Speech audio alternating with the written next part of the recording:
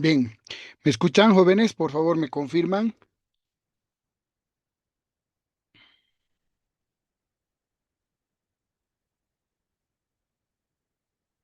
Bien, gracias. Hoy día ha sido un poquito complicado porque me he quedado hasta tarde nomás en la carrera debido a que me ha convocado a una reunión uno de nuestras autoridades, así que por ese motivo me he retrasado un poco.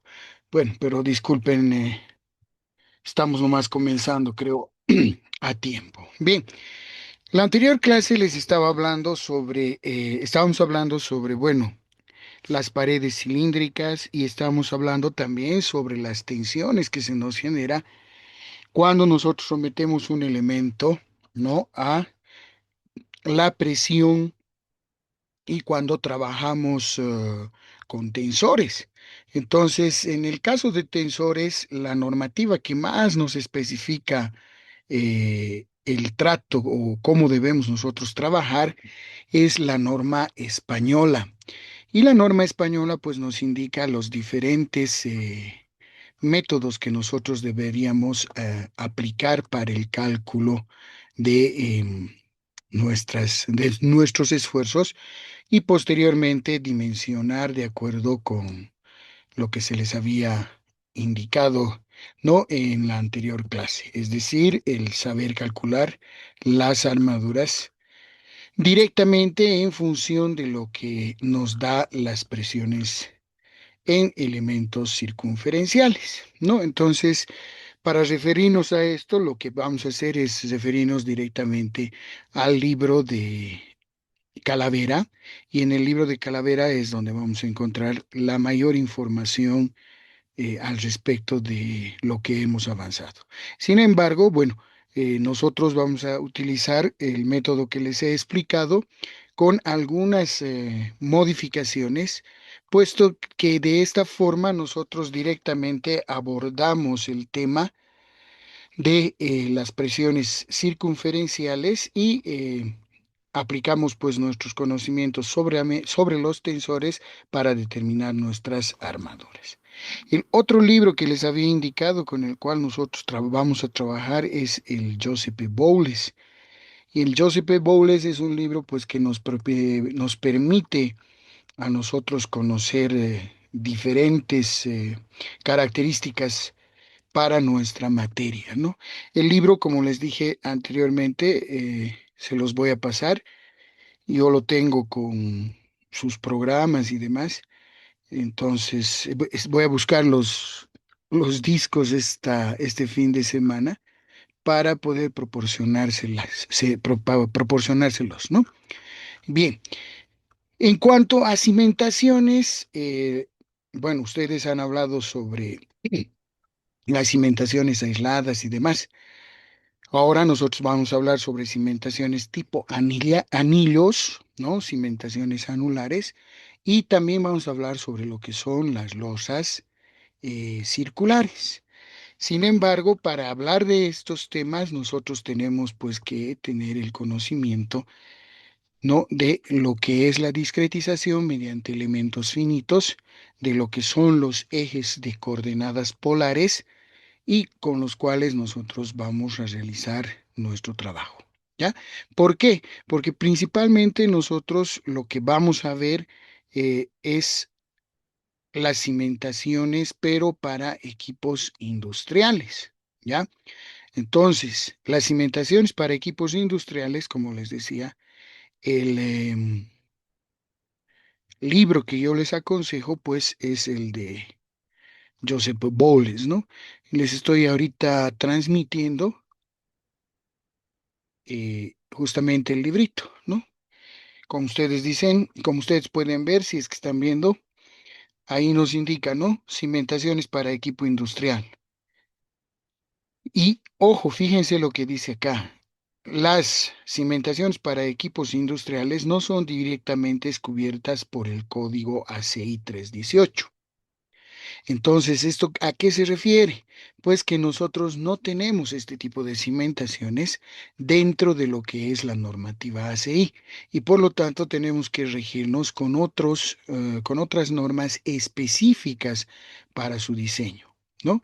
Dentro de estos normas, hablamos de requerimientos que pueden ser de la CEB, es decir, del Comité Europeo del Hormigón, en los cuales nosotros vamos a poder encontrar la información al respecto. Y en el caso de tanques cilíndricos y demás, nosotros nos vamos a referir a una normativa que es la ACI 350. La norma ACI 350 es la que nos permite a nosotros, en cierta forma, poder lograr el análisis de este tipo de cimentaciones. ¿No?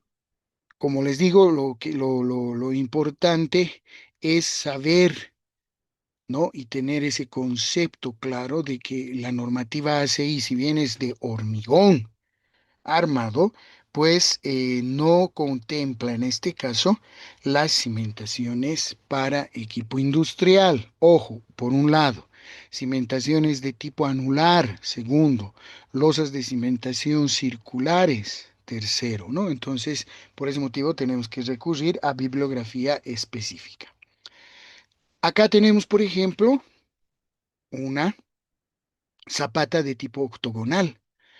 Estas zapatas de tipo octogonal, si ustedes se fijan, son homotéticas con la forma de la columna que va a soportar la zapata.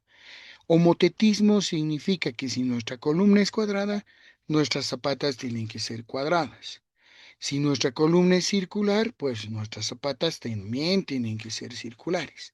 No, en este caso tenemos una zapata con pedestal octogonal, por lo tanto la zapata debería ser de tipo octogonal, ¿ya? Entonces, como se darán cuenta, esa palabrita de homotetismo influye mucho, ¿no? En las características geométricas de nuestras cimentaciones.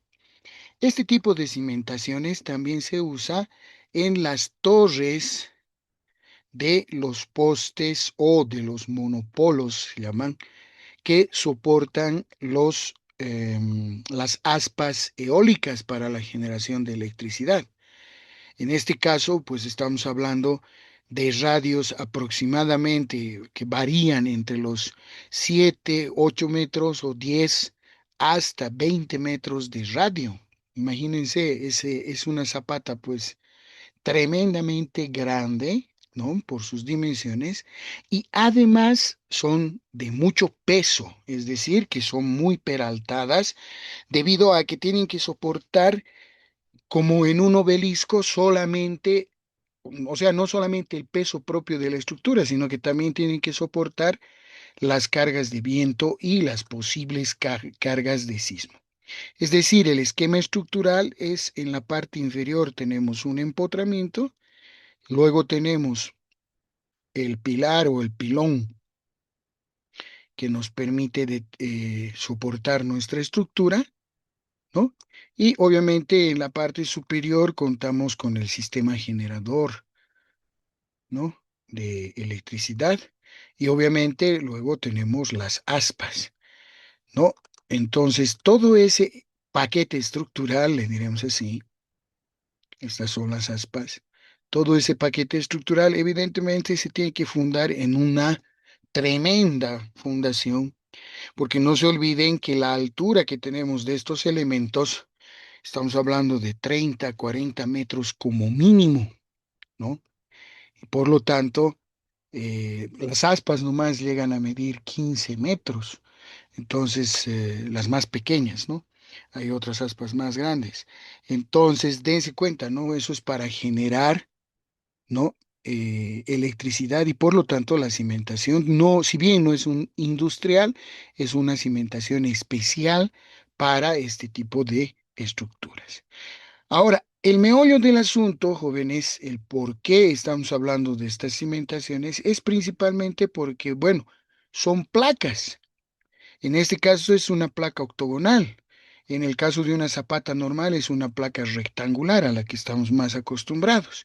Y en el caso de de una zapata circular, pues tenemos una placa circular, ¿no? El gran problema que tienen este tipo de estructuras es el que se muestra, fíjense acá, en la grafiquita, donde dice rivers, son las barras de refuerzo. Las barras de refuerzo ya no tienen esa distribución ortogonal o en malla que nosotros utilizamos para las cimentaciones normales, ¿no? Sino que ahora esas barras se tienen que dividir en barras tangenciales, que vendrían a ser estas barritas que las tenemos acá con línea segmentada, horizontales, y barras radiales, ¿ya?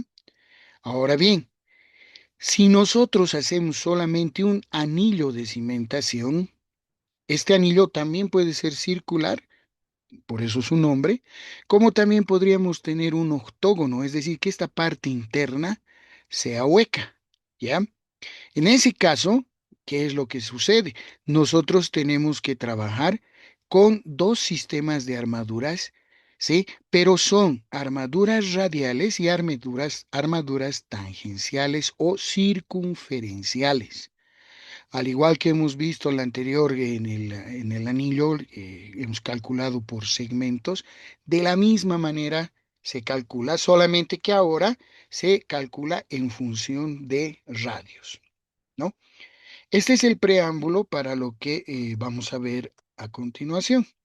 Ojo, si se dan cuenta ustedes, estas cimentaciones al tener magnitudes muy grandes, es decir, dimensiones grandes, ¿sí?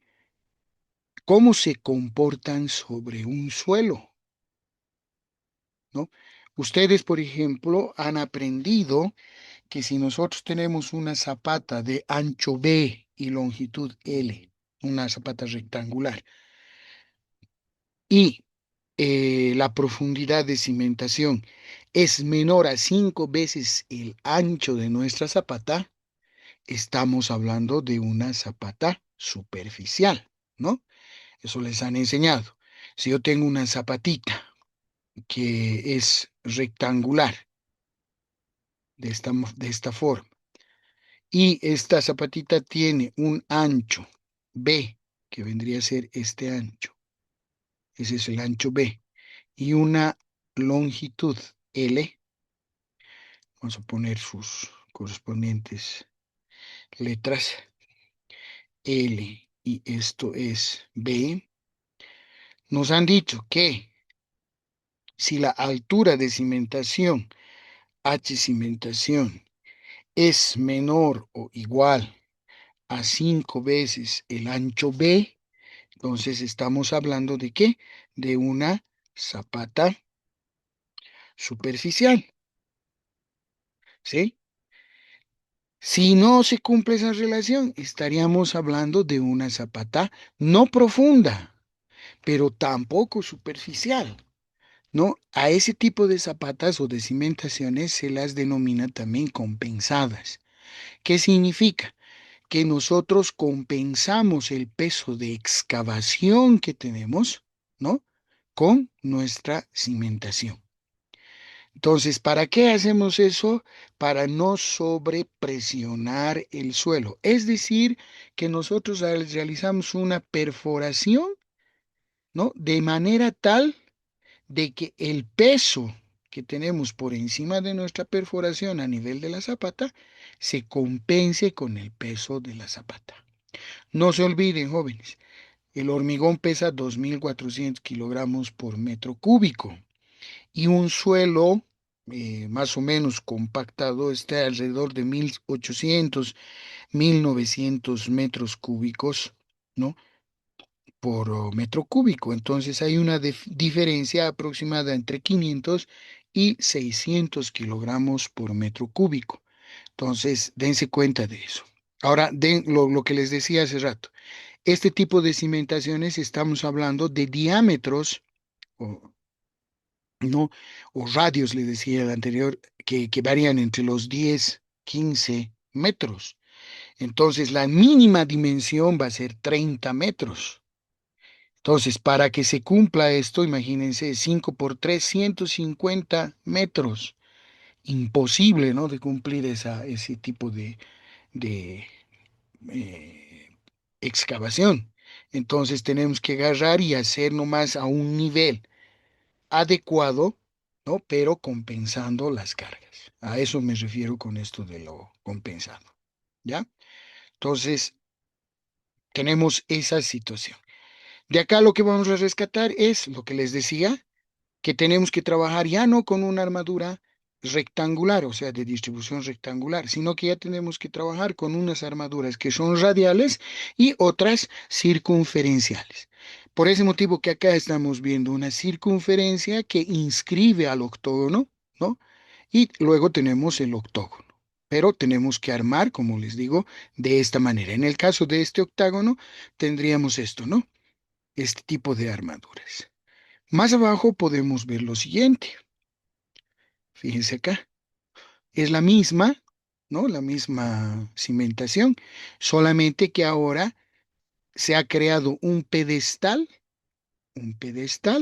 y sobre el pedestal se está colocando el elemento columna o el elemento de soporte.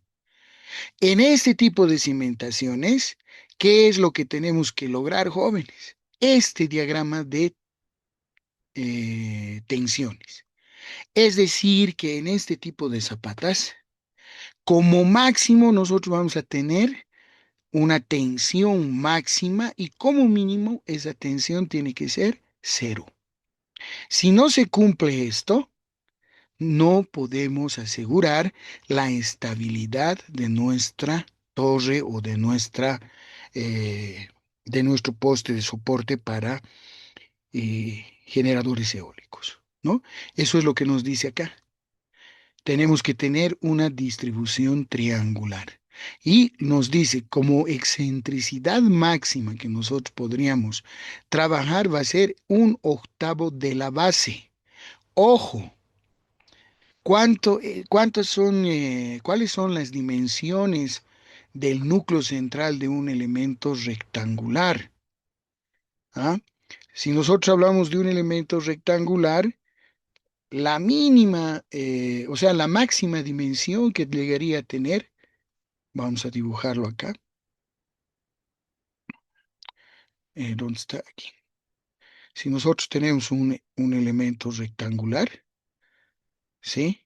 Y nos trazamos un eje, el eje es el que nos va a dividir nuestro